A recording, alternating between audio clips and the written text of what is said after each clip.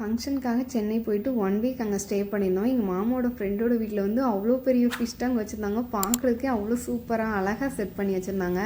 தம்பி வந்து இங்கே இருக்கும்போதெல்லாம் அம்மா சென்னை போகணுன்னு சொல்லிட்டு இருப்பான். ஆனால் சென்னை போயிட்டு அவனால் எங்களால் ஒரு நாள் கூட சமாளிக்க முடியல. இந்த ஃபிஷ் டேங்க் மட்டும் இல்லைன்னா கண்டிப்பாக எங்களால் 1 வீக் சமாளிச்சிருக்கவே முடிஞ்சிருக்காது.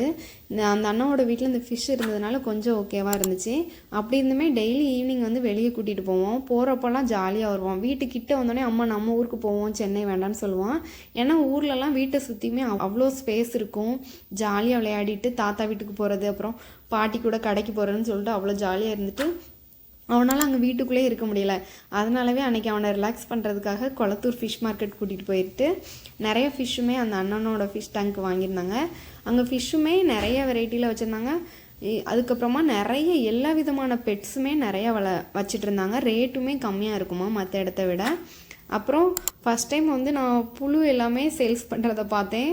மீனுக்கு வந்து ஃபுட்டாக கொடுப்பாங்களாம், நிறைய பேர் வாங்கினாங்க. அப்புறம் ஊருக்கு வர்றதுக்கு முந்தின நாள் வந்து தம்பிக்காக அந்த அண்ணா வந்து கொய் ஃபிஷ் வந்து நிறையா வாங்கிட்டு ஃபுட்டு எல்லாமே அவங்களே வாங்கி கொடுத்துருந்தாங்க தம்பிக்கு. ஊரில் வந்து எங்களோட தோட்டத்தில் உள்ள தொட்டியில் வந்து நாங்கள் உள்ளே விட்டுட்டோம்.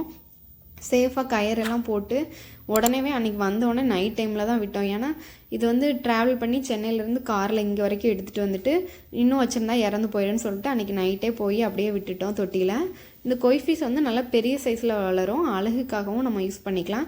இப்போதைக்கு தொட்டியில் விட்டுட்டு நம்ம ஏதாவது அழகாக செட் பண்ணோன்னா நம்ம வீட்டுக்கிட்ட விட்டுக்கலான்னு சொல்லிட்டு நாங்கள் இப்போதைக்கு தொட்டியில் விட்டுருக்கோம். சூப்பராக இருந்துச்சு. இந்த வீடியோ பிடிச்சிருந்தா ஒரு லைக் பண்ணுங்கள். மறக்காமல் நம்மளோட சேனலை சப்ஸ்கிரைப் பண்ணி வச்சுக்கோங்க. நெக்ஸ்ட் விலாகில் பார்க்கலாம்.